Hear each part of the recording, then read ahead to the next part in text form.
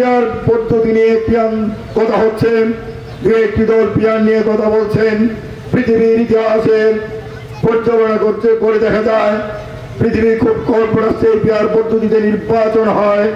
যে যে রাষ্ট্রগুলিতে পিয়ার পদ্ধতিতে নির্বাচন হয়, পৃথিবীর কোন রাষ্ট্রেই এই পিয়ার পদ্ধতির মাধ্যমে সরকার স্থায়ী হয় না এবং সরকারকে স্থিতিশীল সরকার হয় না। অল্প দিনের জন্য 1 বছর 2 বছরের জন্য সরকার পরিচালনা করেন একজন, আবার সেই সরকার ক্ষমতা থেকে বিচ্যুতি হয়, আবার একটি সরকার আছে। অর্থাৎ রাষ্ট্রের মেরামতের জন্য, রাষ্ট্রের উন্নয়নের জন্য, স্থিতিশীলতার জন্য এই পিয়ার পদ্ধতি সারা পৃথিবীতে জনপ্রিয়তা অর্জন করতে পারে নাই। আমরা এই বাংলাদেশে একটা স্থিতিশীল সরকার চাই, যে সরকার এই দেশের জনগণের নির্বাচিত প্রতিনিধি হবে, নির্বাচিত সরকার হবে এবং সেই সরকার এদেশের জনগণের জানমালের নিরাপত্তা দিবে, সুশাসন প্রতিষ্ঠা করবে, এদেশের খেটে খাওয়া মানুষের ভাগ্যের পরিবর্তন হবে, রাষ্ট্র হবে একটি সুন্দর সুশৃঙ্খল জনকল্যাণমূলক রাষ্ট্র। সেই লক্ষ্য নিয়ে আমরা কাজ করছি। আমার প্রিয় দল বাংলাদেশ জাতীয়তাবাদী দল কাজ করছে সেই লক্ষ্যকে সামনে রেখে। আমাদের প্রিয় নেতা জনাব তারেক রহমান 31 দফা রাষ্ট্র গঠন 31 দফা কর্মসূচি দিয়েছে। সেই কর্মসূচিকে নিয়ে আমি আজকে আপনাদের মাঝে এসেছি।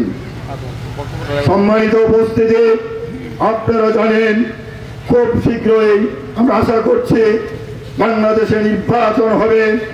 দীর্ঘ 17-18 বছর পর এদেশের জনগণ তার ভোটের অধিকার ফিরে পাবে।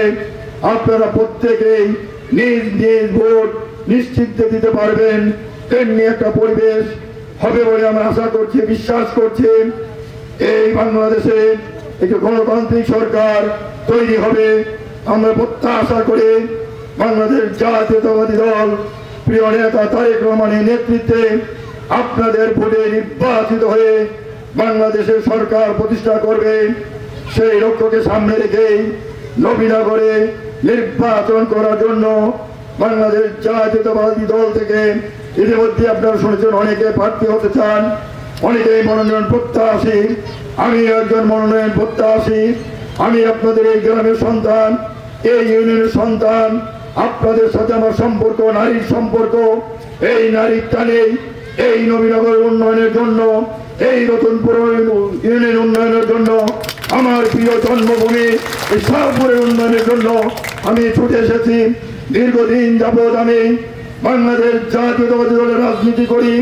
ছাত্র জীবন থেকে শহীদ প্রেসিডেন্ট জিয়াউর রহমানের আমল থেকেই এই আমি জাতীয়তাবাদী রাজনীতির আদর্শে শহীদ প্রেসিডেন্ট জিয়াউর রহমানের আদর্শে অনুপ্রাণিত রাজনীতি করি। আইন অঙ্গনে আমি রাজনীতি করি। ইতিমধ্যে আপনারা শুনেছেন আইন অঙ্গনে আল্লাহ পাক আমাকে একটি ভালো জায়গায় নিয়েছে, সর্বোচ্চ জায়গায় নিয়েছে। আমার চাওয়া পাওয়ার কিছু নাই।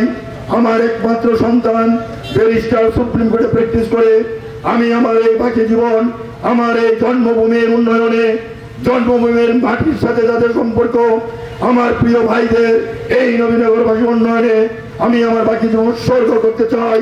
সেই লক্ষ্যকে সামনে রেখেই আজকে আমি এই নবীনগরের প্রতিটি গ্রামে প্রতিটি প্রান্তে ঘুরে বেড়াচ্ছি। আমি আপনাদেরকে আহ্বান জানাবো, আপনারা এমন একজন নেতাকে বেছে নিন, এমন একজন নেতার সাথে আপনারা থাকুন, এমন একজন নেতাকে আপনারা সমর্থন করুন যিনি আপনাদের প্রতিনিধি হয়ে সংসদে গেলে আপনাদের পক্ষে কথা বলতে পারবে, সংসদে আইন প্রণয়নের জন্য কার্যকর ভূমিকা রাখতে পারবে। এই অবহেলিত জনপদ আমার প্রিয় জন্মভূমি নবীনগর উন্নয়নের জন্য বাস্তবসম্মত কার্যকর ভূমিকা রাখতে পারবে, তেমন একজন নেতাকে আপনারা বেছে নিন। আমি বিশ্বাস করি মাঠে যতই প্রার্থী থাকুক, আপনারা যদি সঠিক প্রার্থী বেছে নিতে চান বেছে নেন। আমি আশা করি ইনশাল্লাহ আপনাদের বিবেচনায় আমি আপনাদের যোগ্য প্রার্থী হিসেবে বিবেচিত হব। আপনারা যদি আমার পাশে থাকেন, আপনারা যদি আমার হাতকে শক্তিশালী করেন, এই নবীনগরের মাটি থেকে যদি আপনারা একটা আওয়াজ তোলেন, আমি আশা করি এই আওয়াজ আমাদের প্রিয় নেতা জনাব তারেক রহমান পর্যন্ত পৌঁছে যাবে এবং ইনশাল্লাহ আমাকে মনোনয়ন দেবে।